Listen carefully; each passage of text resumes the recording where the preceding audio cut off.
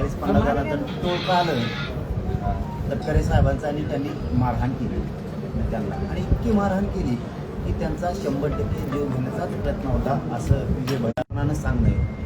तुम्ही उद्या संध्याकाळपर्यंत किंवा आज आणि उद्या दिवसभरात त्यांचा जबाब देऊन पुन्हा गुन्हे दाखल करा, त्यांच्यावरती कठोर कारवाई करा, परंतु दोषी मात्र 100% याच्यामध्ये तटकरे साहेबच आहेत. त्यांनीच हाणायचं सांगितलं, कारण तसं ते म्हणले की तो ह्या जिल्ह्यात आलो आहे आणि लोक माझ्या अंगावर पत्ते फेकी देत आणि तुम्ही काय करतात असले धोपटून काढले पाहिजे असं विजय भाई आत्ता बोलले.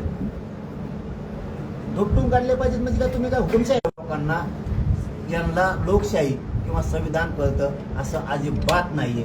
त्याला सगळ्यात मोठं दोषी ते कृषी मंत्री ते जळू द्या तिकडं. आता हाणलंय का या प्रश्नाचं उत्तर आम्हाला पाहिजे.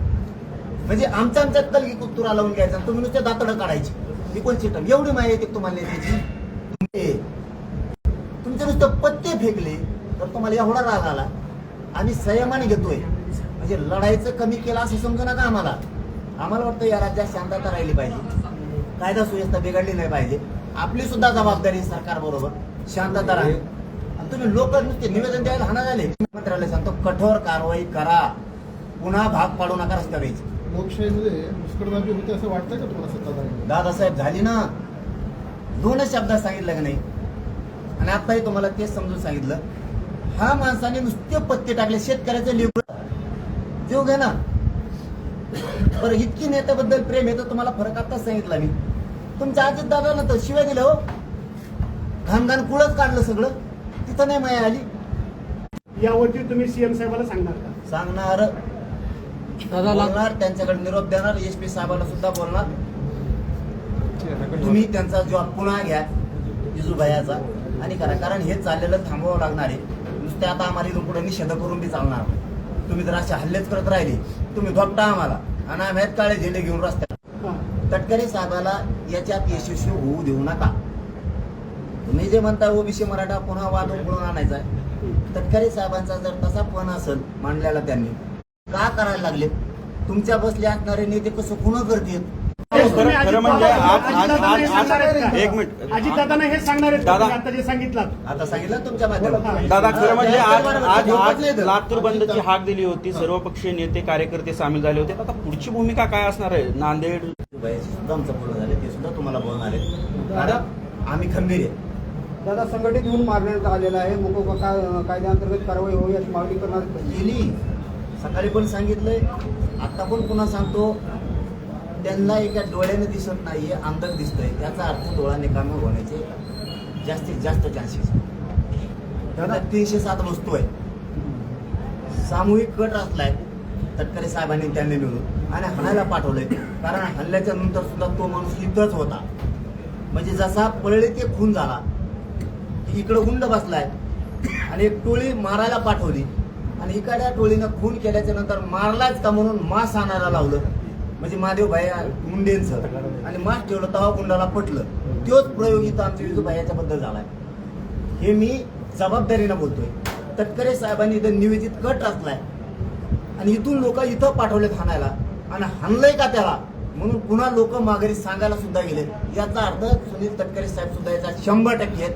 अजित दादाला याच्यात लक्ष घालावं लागणार आहे, नसता तुम्हाला जड जाणार. दादा सत्ताधाऱ्यांना प्रश्न विचारणं म्हणजे आता अशा पद्धतीची मारहाण होणं असं काही समीकरण झालंय असं वाटतं? नाही मग असं झालं तर मी मग सांगितलं ना तुम्हाला, आता तसं तयारीने जावं लागेल. तुम्ही तिकडून हाण लागले, इकडून हाणलेच. काय करावं? सर्वसामान्य थोडं सांगू शकणार, सर्वसामान्य प्रश्न नाही विचारायचे. सर्वसामान्य खेटबुटाडच घेऊन जायचं आता नाही. आता चप्पल घेऊन जायचंच नाही. आता जर पूर्ण हाण लागलं थोपाडच फोडायचं. काय करणार हो? गरीबाच्या लेकराला नुसतं सांगायला गेल्यावर ते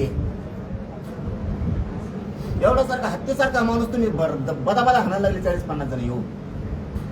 तुम्हाला नुसतं पत्ते फेकल्याला राग आला, वाईट वाटलं, इज्जत गेली. आम्हाला किती वाईट वाटत असेल एवढ्या मोठा माणसाला, हत्तीसारख्या माणसाला म्हणता तुम्ही. अभिव्यक्ती स्वातंत्र्याचं सर्वांना अधिकार दिलेला आहे. संपलेतच वाटतंय आता. पाटील साहेब कोणालाही स्वातंत्र्य राहिले नाही लोकशाहीत, कोणालाही मांडण्याचा अधिकार राहिला नाही. पण एक गोष्ट त्या लक्षातून गेली त्यांच्या, इथून निजाम भोला माघारी जावं लागलं. तो इंग्रज भैया आला होता, तो माघारी जावं लागलं रट्टेफून. जेवढ्या हुकुमशाही होत्या, ज्या लोकांनी हातात घेतलं त्यावेळेस बाकीचे टोले खोन गेलेले.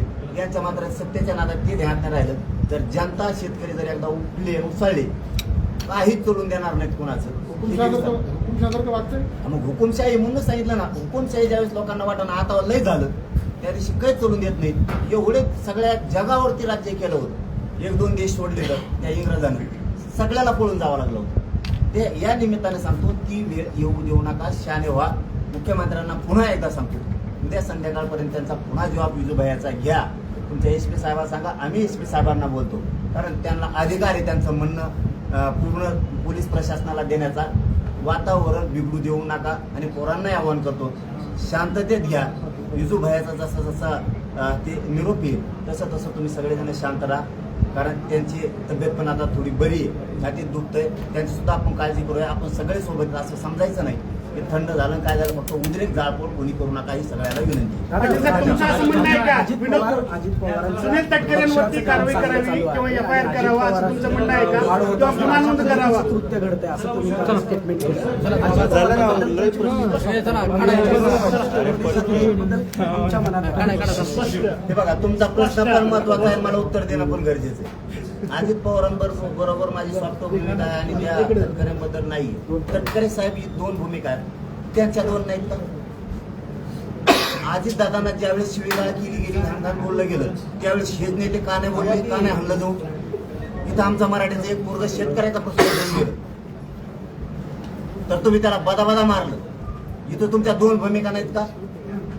तुम्ही जसे वागताल तसं वागावं लागेल ना. तुम्ही जर असं केलं असतं ना, तुमच्या नेत्याला अजित दादांना शिवाय दिल्यात, पवार घराण्याला शिवाय दिल्या, ते राजकारण जवळ आम्हाला देणं घेणं त्यांचा पक्ष कोणचा आहे, आम्ही नाहीत बी त्यांचे कोणाचे. पण फरक सांगायला लागलो तुम्ही विचारलं म्हणून. ज्यावेळेस अजित दादांना घाणघाण बोललं गेलं एकदम खालच्या दर्जाचं, त्यावेळेस ह्याच नेत्याने जर त्यांना बदाड असतं तर आम्ही आज म्हणलो असतो त्यांच्याला सुद्धा झोपटी दिली, आपल्याला सुद्धा मारलं. काय नाही बरोबर केलं ते न्याय करते. तुमच्याकडे न्याय नाहीये. दादा एक शेवटचा प्रश्न. दादा एक शेवटचा प्रश्न. तटकरेवर आरोप केलेले आहे. या प्रकरणामध्ये तटकरेंना सुद्धा आरोपी करा असं तुम्ही मागणी राहणार आहे? षडयंत्र त्यांनी रचलंय, कामणी रचलंय. तुम्हाला सांगितलं ना, परळीचं एका गुंडानं इथून मारून इथं मास आणायला लावला. यांनी सुद्धा इथून जिथंच येते. मला जायचं आहे ठाणा असं सांगा म्हणले, विजूभाई म्हणते. मग ते गुंडाची टोळी चालणार आज चिटकून साधारणच बस होती. कालच्या षडयंत्राचा आका कोण आहे? हे काय हे नवीन न्यू आका तटकरे साहेब, न्यू आका. दादा छगन भुजबळ म्हणताय मी त्यांच्याबद्दल हमेशा चांगला विचार करत होतो, हे त्यांना पण माहिती. शेवटचं. परंतु त्यांनी इथं असून सुद्धा त्यांच्या समोर एवढा मोठा मला वाटलं दुसरा कोण आहे क्लब चालकाला पत्त्याचं वाईट वाटणारच नाही. जो मेन मुकादम आहे पत्ते वाटणाराचा आहे. तटकरे साहेबांना तुम्ही मोठा होतो ज्यावेळेस विजयदादा घाटगे त्या ठिकाणी आले उभा टाकून निवेदन स्वीकारले, ह्याच्यामध्ये मी दोषी कसा स्वीकारायचं आणि मागून म्हणायचं मी इथंच बसलेलो आहे, तो आहेत किती तर नेता किंवा हाणून.